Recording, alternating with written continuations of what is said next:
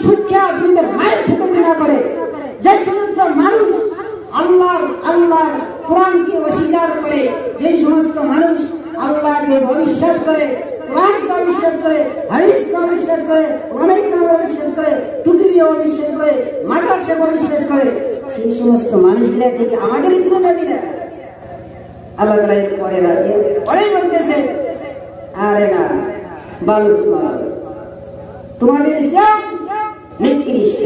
তাহলে বুঝা গেল যে সমস্ত মানুষ সুদ খায়, যে সমস্ত মানুষ ঘুষ খায়, যে সমস্ত মানুষ একটা গুনাহ জানে যে এই কাজটা করলে গুনাহ হবে, তবুও সে কাজটা করে, এই মানুষটা চতুষ্প প্রাণীর ন্যায় না তার শ্রেণী নিকৃষ্ট?